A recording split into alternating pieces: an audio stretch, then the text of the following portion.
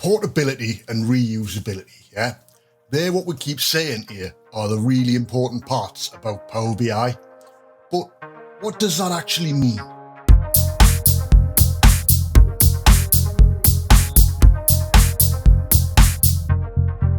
Harry, lads and lasses, welcome along. Weekend work, yeah? Portability. There's two parts to this, definitely, isn't there, right? We've got like kind of the part in Query Editor and the part in DAX, right? And this week we're going to cover both of them. So I'd recommend you watch the Query Editor video, this one, first, yeah? So hopefully you're watching this one first. Give you a second if you're not. Now we're here and we're watching the right one first. How about we get on with what we're talking about, right? One of the things that I've seen a lot of recently is people saying, oh, how can I remove all these rows that aren't relevant to my use case? Right? One of the things you need to understand in Power BI is that's the wrong thing to do. You say, ultimately, right, it's not up to me to define what the data is going to be used for long term. Short term, and the very reason that we're here today might well be to do one simple thing. Long term, though, it could be reused or there could be further value added to the business by that data that I've decided I'm just going to remove because I didn't need it. Like, so you need to be thinking through that, especially when you're doing your main ETL steps. And this is why I really push you to say, let's try and come up with a data warehousing concept. And in our Power BI only environment, we're using data flow workspaces to bring through that data. And the goal with those is, as much as possible, lift and shift, right? There is definitely some like rationalization going on, but I think that makes sense to do. It might well be that's not the right thing to do, and it's something that you need to address again. But the goal with this, as much as possible, is to make sure that our use cases aren't constricting the value of our data. What do I mean? Tell you what, let's cut an hour into a Power BI workflow, right? Data flow, and see what I mean. All right. So here we are, yeah?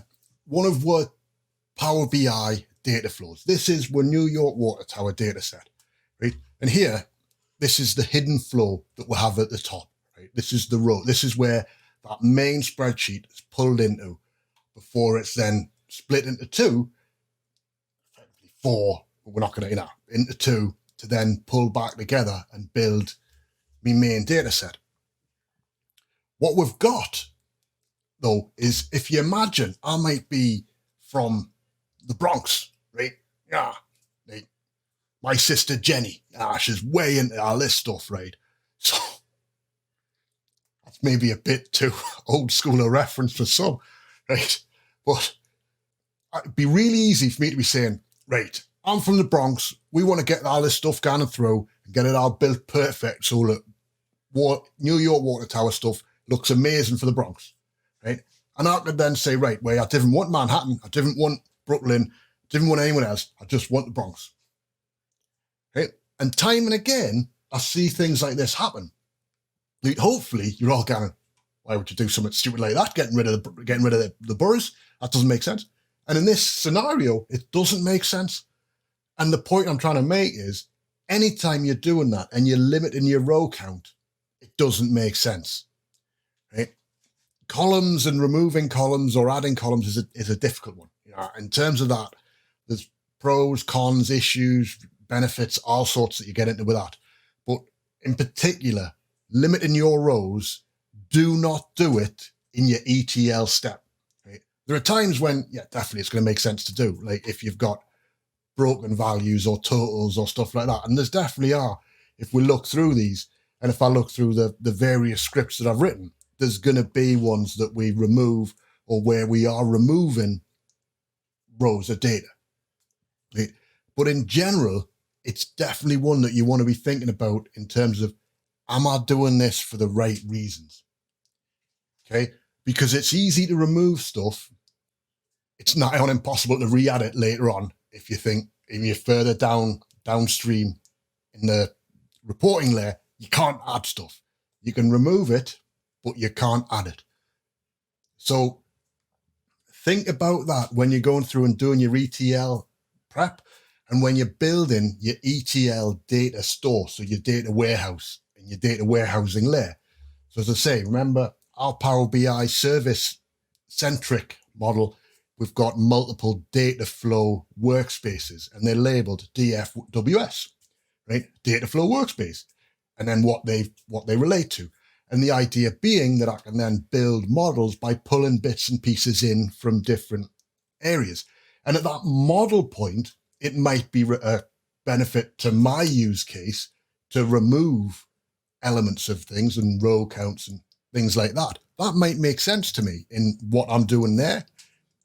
But the core piece and what I want you to understand is in your main import, that first ETL piece, as much as possible, you want to lift, shift, and prep your data without stripping out rows or as few rows as possible.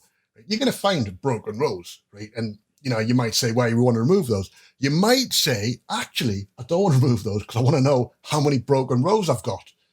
How bad is my system at the moment that I've got this many broken rows? A classic one would be if you look at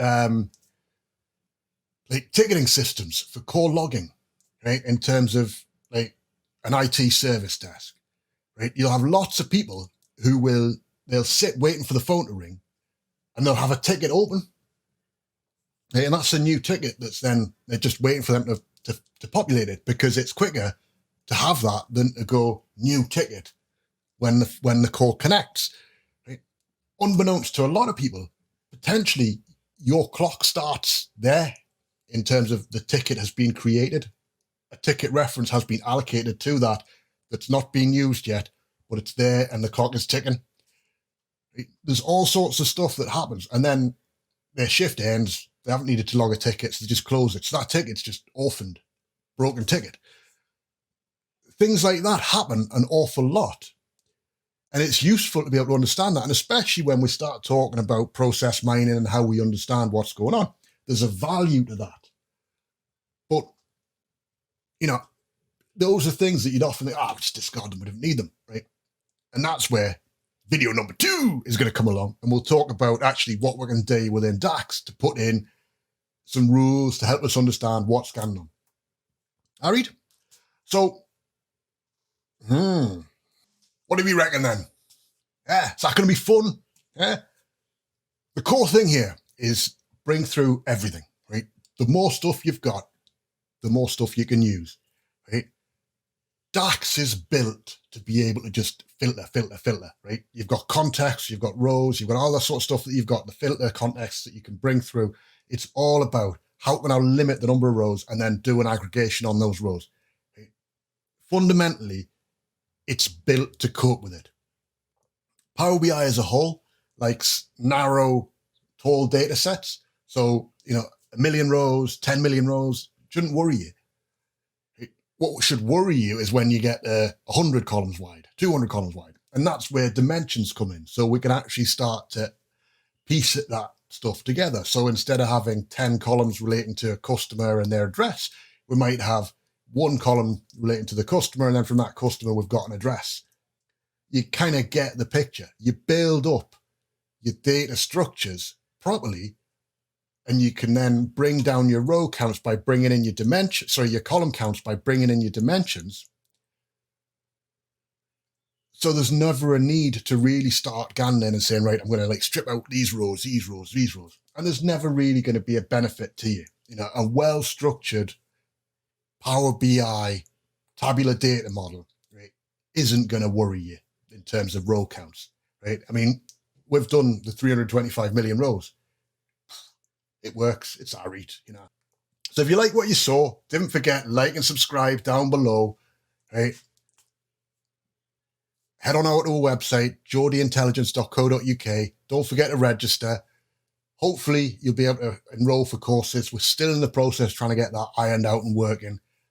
We've got a course on the 29th, actually going through introduction of first steps into Power BI from Excel. It's a useful course, especially if you're stuck in that world of, I've heard Power BI is our reach, but I didn't know how to start.